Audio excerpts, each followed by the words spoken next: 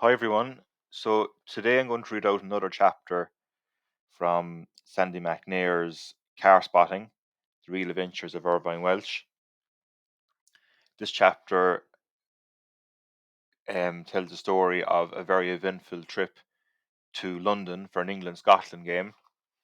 Back in the 1970s and 80s, I believe, it was a regular occurrence at the home internationals where England, Scotland, Wales, and Northern Ireland would play each other in kind of a tournament. So England and Scotland would play each other. One year Scotland would go to London. Next year England would come up to Glasgow, to Hampden Park.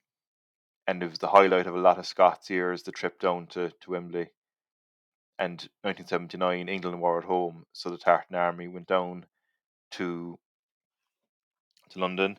And Sandy and Irvine and a few of their friends were part of that Tartan Army. And this is the chapter that sums up their very eventful um, weekend there. So I'll kick off a spot of harmless fun. They think it's all over. It is now. It was 1979, and the decade of bad taste was shuddering to an unseemly halt. During this tumultuous period, there was always one option when things were getting too hot to handle in Festival City. This was, of course, to run away to London. Any excuse would do, or none at all. We weren't naive enough to still think that the fabled streets were paved with gold, at least not until you clocked the blinding metallic glow emanating from the mainly Scottish Jakey's Carlsberg special brew cans carpeting the pavements of Euston and Victoria like an Alkes Axminster. But now the word was out for would-be escapees on the wrong side of Hadrian's Wall. Welsh was back living in the smoke, albeit temporarily. Irvine and I stood amongst the tartan-bedecked audience at King's Cross Station and watched with interest as Binny energetically kicked a 6-foot-tall skinhead wearing a Union Jack t-shirt up and down the platform. It was quite an entertaining sight. The shaven-headed idiot could not possibly have anticipated this, on foolishly approaching one of the most irritable men in Scotland to demand, "What are you looking at then, Jock?" In fact, Jock had been looking for us, as we had agreed to meet him off the train, but made the briefest of eye contacts with this now bruised and battered bonehead. Binny's temper was unpredictable at the best of times, and it had not been improved as a result of 8 hours incarceration on a vomit-splattered football special. During the night, some fellow Tartan Army foot soldier had liberated a large line rampant, a case of beer, and about £70 from Binny and his sidekick Marsh's possessions as they'd slept, fatally pushing the man's tolerance level beyond breaking point. As we decamped to Soho, it was obvious that this unforeseen calamity was now in danger of crippling our own finances. Budgeting for the Wembley weekend was difficult enough without having to subsidise two men with such prodigious appetites for alcohol, loose women, and four-course meals. However, a stroke of luck befell us as we sat moodily outside a cafe waiting for the pubs to open. This was when a local pornographer offered us a stack of dough to help him clear a mountain of rubbish from premises he had just acquired. We leapt to the task with alacrity. At some point we were joined by two half-drunk Ouija's who chipped in to lend a hand of their own accord. Whether or not they realised that they were undertaking voluntary work is debatable, but it was made crystal clear to them come divvying up time. As the Ouija's were both about 5'2", it was really no contest. As Marsh scraped the sky at 6'5", Binny was 6'3" in all directions, and with Irvine clocking in at 6'1", I was very much the short arse of the company. Wisely, the Glasgow punters refrained from arguing. Buoyed up by this unexpected stroke of fortune, we took ourselves off to Trafalgar Square to splash around in the fountain for a while. I was the first to make a fool of myself, wading determinedly through the water as my fellow countrymen cheered me on. Heroically, I scrambled up to the top of the Soul Fountain, as yet unconquered by tartan-clad adventurers, waving my own red and yellow flag in triumph. With that, a bottle flew through the air and smashed off a stanchion close by. It was followed by another and then another. Shielding my eyes from the sun, I squinted down to locate the culprit. Yes, there was no doubt about it. Irvine was throwing bottles at me. Just then the law arrived on the scene. I was too far away to hear the exchange that followed, but it was dutifully reported to me later. "Get in there and pick up that glass." ordered Plod, pointing to the water. I hardly came all the way down here to pick up English litter, retorted Irvine haughtily. I was promptly huckled into the back of a waiting van. At least it was now safe for me to make my descent. A tricky business, and it was just as well I did not know then what I found out later, which was that a near neighbour in Edinburgh had been killed instantly at that same spot the previous evening after drunkenly diving headfirst from the top. I rejoined Binny and Marsh and inquired as to just what the fuck Welsh had been playing at.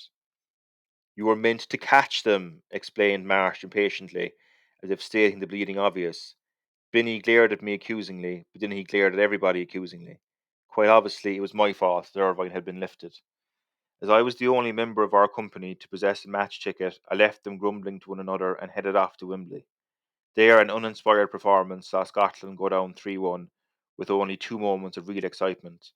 One occurred as a bald Bampot ran onto the park to attack an English player. It later turned out that he was English himself. And the second was when I suffered an asthma attack due to the crush. It was only by sheer good luck that there was no major tragedies in those pre-Hassel and Hillsborough disaster days, with the fans being treated like disposable trash. After the match, there was more of the same as the police attempted to herd all the Scots away from the surrounding area and back towards central London. In fairness, this was long before the Tartan Army had acquired the status of sweetness and saintliness they enjoy today. Then they were regarded as a hideous drunken rabble and a menace to civilization, and with some justification. Apart from Irvine, 449 of them managed to get arrested over the weekend for a variety of drink-fueled misdemeanours. The muckraking tabloids, which loudly condemned this behaviour north of the border, were of course the very same ones which attempted to whip up Bannockburn Part 2 type fervour beforehand. Don't forget those bastards unfairly gubbed us at Flodden, now let's get our own back, was the general tone. Following the example set by many of the public transport overlords who had withdrawn their services, a large number of publicans followed suit, and even in the city centre it was difficult to find anywhere open. The pubs that were open and willing to serve Scots into the bargain were the seediest dives imaginable. I'd met up with Binny and Marsh again, and we were busily imbibing in one such place when an entirely predictable fight erupted. It spread out into the street as combatants battled with pool cues, bar stools, and whatever else came to hand. Scots versus the rest. By the time the polis had swooped down en masse, one of our countrymen had been beaten and kicked half to death, and the old Bill corralled as many people as they could into the bar. We're looking at attempted murder, they informed us grimly. Now, who saw what happened? I did, roared Binny. There's one of the bastards over there, as he pointed to some anonymous drunk who was probably entirely innocent. Oh fuck, here we go, straight down the cop shop. They stupidly proceeded to put myself, Binny, Marsh, and Binny's imagined culprit in the same car, and the tightly squashed officers had a hell of a job trying to prevent further fisticuffs. One of the foulest tempered men in Europe tried his best to administer summary justice on the spot, but with little joy. When we arrived at the station, confusion reigned supreme. For a disturbing few moments, we were lumped together with a horde of gutter Glaswegians who'd been arrested and were in danger of being locked up for the night. By the time the mistake had been rectified and they got some rookie who acted like he'd just joined the force that morning to take statements, half the night had already gone. I inwardly cursed at idiot Binny for getting us involved in all this crap as the officer painstakingly took down my name and address. Edinburgh. Is that Edinburgh, Scotland? Oh Christ. No, it's Edinburgh, Papua New Guinea. This was going to be a long night, all right. If we're going to be called as witnesses, will our travel expenses be taken care of? Marsh wanted to know. And will we be put up in a decent hotel? I'm fucked if I'm coming all the way back down here to stay in some crappy B&B.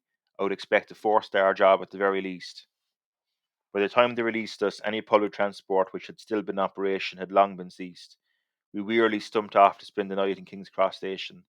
On reflection, it would have been better if they had locked us up, for despite amassing formidable experience in bedding down in railway stations the length and breadth of the land, I never could quite get the hang of it. It seemed that you were constantly under threat from a motley army of pickpockets, prostitutes, pimps, and perverts who tend to frequent such places in the twilight hours. On this occasion, trying to sleep while the worst elements of the Tartan Army made the night hellish with their screams and noisy drunken belligerence was nigh on impossible. I did succeed in dropping off twice, but was instantly woken up again by bizarre incidents occurring about 10 yards away. The first involved some merry pranksters dressed in traditional regalia, Glengarry with 4-foot-long feathers, knee-length kilt, baseball boots, and line rampant flag/cloak draped over too tight nylon Scotland top, who stole a wino's artificial leg and proceeded to play catch with it. The second incident unfolded as I awoke again, this time to the sound of running water. I opened my eyes to see an attractive, spaced-out black lassie with her skirt bunched up, blithely urinating on the concourse, and it was flowing in my direction.